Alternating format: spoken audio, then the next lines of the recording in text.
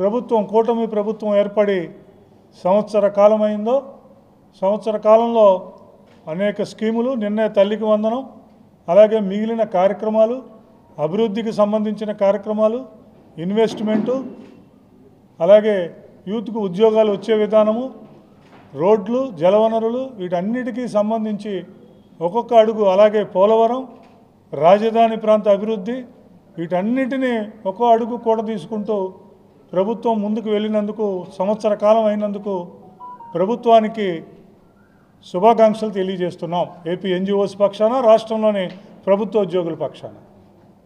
దీనికి సంబంధించి సంవత్సర కాలం అయింది. మాకు సంబంధించి 1వ తారీఖు జీతాలు, అలాగే 7,500 కోట్ల రూపాయల బకాయిలు ఏదైతే ఉన్నదో జీపీఎఫ్ ఏపీజీఎల్ఐకి, ఆ బకాయిలను తీర్చారు తప్పితే ఉద్యోగుల సమస్యలన్నీ కూడా అలాగే ఉన్నాయి.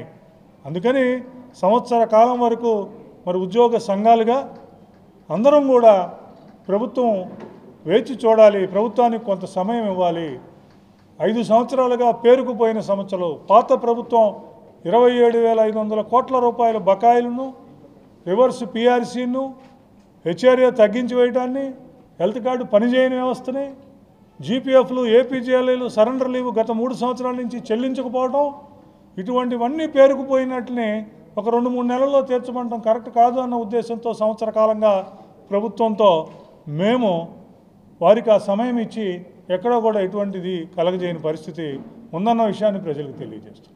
కానీ ఇవాళ సంవత్సర కాలం అయింది, పీఆర్సీ కమిటీని ఇంతవరకు అపాయింట్ చేయలేదు. 2023లో మాకు పీఆర్సీ కమిటీని వేయాల్సిన పరిస్థితి ఉంది.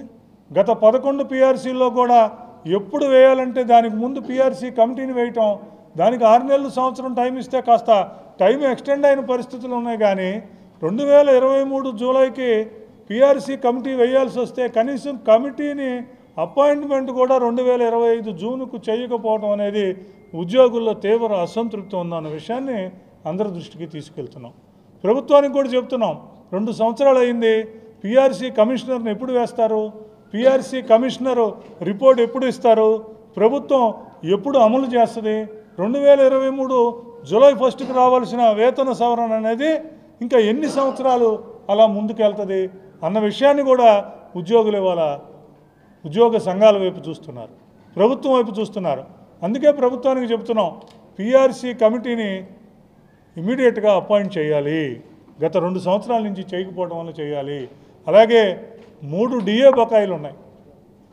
సెంట్రల్ గవర్నమెంట్ ఏదైతే కాస్ట్ ప్రైస్ ఇండెక్స్ ప్రకారం చాలామంది అనుకోవచ్చు డిఏలు అడుగుతున్నారు ఉద్యోగులని, మేము డిఏలు అడగట్లా, అధిక ధరలు పెరగటం వలన డిఏలు ఉండిపోయినాయి. ఈ ప్రభుత్వం వచ్చినాక కూడా 3 డిఏలు ఇవ్వాల్సిన పరిస్థితి. ఈ నెలలో మళ్ళీ సెంట్రల్ గవర్నమెంటు ఇంకొక డిఏని రిలీజ్ చేసే పరిస్థితి. ఆ లెక్కకు వస్తే 4 డిఏలు మనం పెండింగ్లో ఉంటాం. ఈ పెండింగ్ పడిపోయిన డిఏ ఎరియర్స్ను కూడా గత ప్రభుత్వం 5-6 సంవత్సరాలకు ఇవ్వని పరిస్థితి.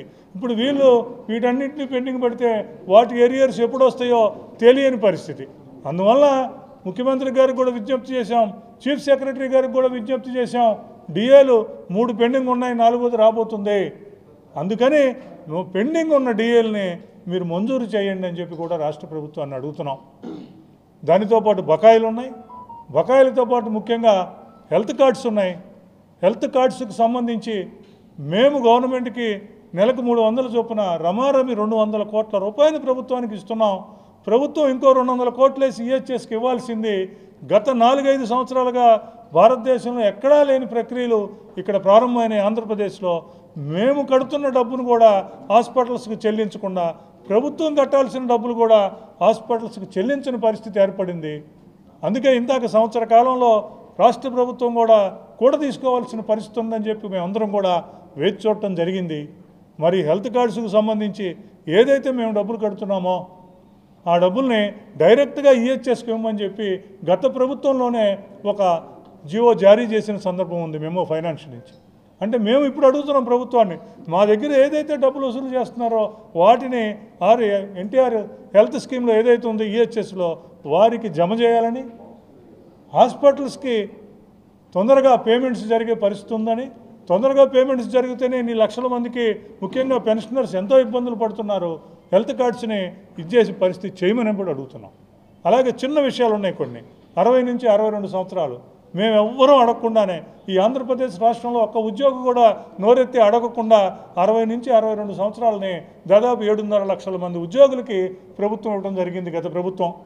అందులో 7,800 మంది ఉద్యోగులు గురుకుల పబ్లిక్ సెక్టార్ నుంచి ఉన్నారు.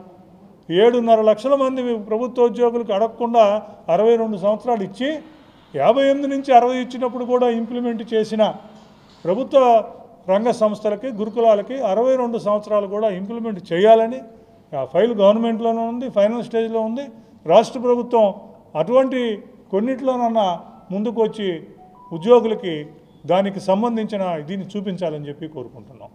అలాగే కాంట్రాక్ట్ ఎంప్లాయీస్ రెగ్యులరైజేషన్ గత ప్రభుత్వం చేసిన మంచి పనుల్లో కాంట్రాక్ట్ ఎంప్లాయీస్ని రెగ్యులరైజ్ చేయడం అనేది జరిగింది. కానీ ఆ రోజు 11,000 మంది ఎలిజిబుల్ క్యాండిడేట్ ఉంటే ఎలక్షన్ నోటిఫికేషన్ వచ్చిందని 3,000 మందికే దానికి సంబంధించి చేశారు. మిగిలిన 7,500 మంది యాక్ట్ చేసాం, అసెంబ్లీలో బిల్లు పెట్టాం, వాళ్ళందరికీ ఇస్తామని చెప్పాం. 3,500 మందికి ప్రాసెస్ అయింది, మిగతా వాళ్ళకి ప్రాసెస్ అవ్వలేదు. నా పక్కన ఉన్నవాడు ప్రాసెస్ అయిపోయి 1.5 సంవత్సరం నుంచి రెగ్యులర్గా ఉన్నాడు, వీళ్ళందరూ రెగ్యులర్ లేకుండా ఉన్నారు. అందుకని లెఫ్ట్ ఓవర్ కాంట్రాక్ట్ ఎంప్లాయీస్ ఎవరైతే ఉన్నారో ఇది కొత్త పాలసీ కాదు, కొత్త జీవో కాదు, కొత్త ప్రభుత్వం ఏదైతే 2014కు ముందు ఎవరైతే అపాయింట్ అయ్యారో వాళ్ళ వరకు చేస్తూ ఉన్నారు. కాబట్టి వాళ్ళ వరకు ఏదైతే మిగిలిపోయిన ప్రక్రియ ఉందో దాన్ని కంప్లీట్ చేయవలసిందిగా కోరుతున్నాం. అలాగే డిపార్ట్మెంట్స్లో ట్రాన్స్ఫర్స్ జరుగుతున్నాయి, బదిలీలు జరుగుతున్నాయి.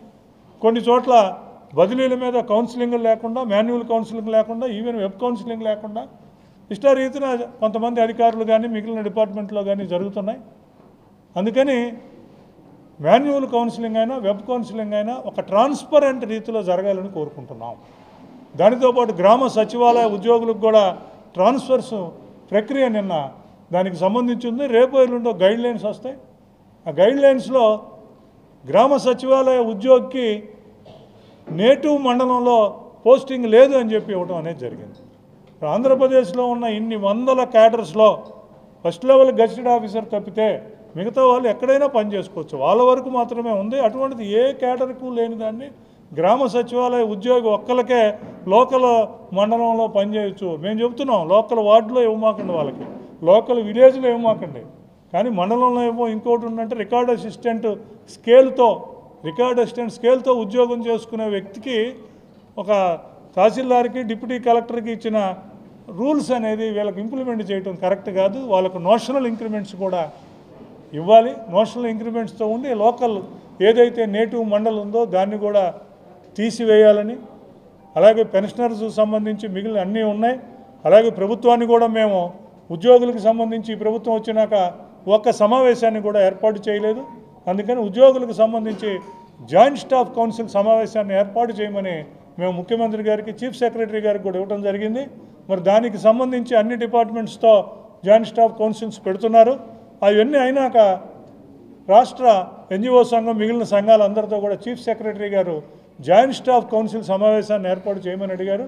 జాయింట్ స్టాఫ్ కౌన్సిల్ సమావేశాన్ని ఏర్పాటు చేసి ఉద్యోగులకు సంబంధించిన కొన్ని ముఖ్యమంత్రి గారు రాష్ట్ర మంత్రివర్గం తీసుకోవాల్సిన నిర్ణయాలు ఉంటాయి, కొన్ని డిపార్ట్మెంట్ స్థాయిలోనే పెండింగ్లో ఉండిపోయిన ఇష్యూస్ ఉంటాయి. అందుకని కొన్ని ఆ పెండింగ్లో ఉన్న ఇష్యూస్ అన్న కవర్ చేసుకోవడానికి జాయింట్ స్టాఫ్ కౌన్సిల్ సమావేశాన్ని ఏర్పాటు చేయాలని చెప్పి మేము రాష్ట్ర ప్రభుత్వానికి విజ్ఞప్తి చేస్తున్నాం.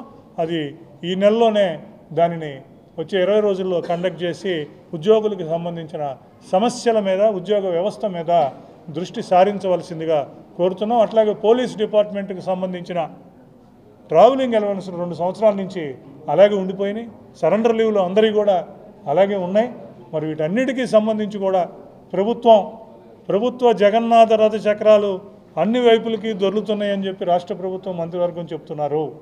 మేము ఒప్పుకుంటున్నాం. జలవనరుల శాఖలో కానీ, టూరిజంలో కానీ, ఇన్వెస్ట్మెంట్స్లో కానీ, రోడ్లో కానీ, రాజధానిలో కానీ, పోలవరంలో కానీ చక్రాలు దొర్లుతున్నాయి. కానీ జగన్నాథ రథ చక్రాలు కాస్తో కూస్తో ఉద్యోగుల వైపు కూడా వెళ్ళవలసిన అవసరం ఉన్నది. సమాజంలో భాగమైన ప్రభుత్వం యంత్రాంగంలో ఎంతో కీలక పాత్ర పోషిస్తున్న ప్రభుత్వం యొక్క స్కీమ్స్ కానీ, ప్రభుత్వం యొక్క వీటిల్లో కానీ ఇవాళ రాత్రి 6 అయినా 7 అయినా ఎన్ని యాప్లు ఉన్నా ఎంతో ఇబ్బందులు ఇవాళ ఉద్యోగులందరూ ఒత్తిడి ఎదుర్కొంటూ పనిచేస్తున్నారు. కాబట్టి ఉద్యోగుల, ఉపాధ్యాయుల, పెన్షనర్స్ వైపు కూడా రాష్ట్ర ప్రభుత్వం దృష్టి సారించాలని చెప్పి కోరుకుంటూ ఇవాళ ఏదైతే మరి ఈ ప్రతిష్టాత్మకమైన సంఘ రాష్ట్ర ప్రధాన కార్యదర్శి పదవికి మరి విజయనగరం జిల్లాకు చెందిన మా రాష్ట్ర సీనియర్ ఉపాధ్యక్షులు డివి రమణ గారు ఏకగ్రీవంగా ఎన్నిక కావడం జరిగింది.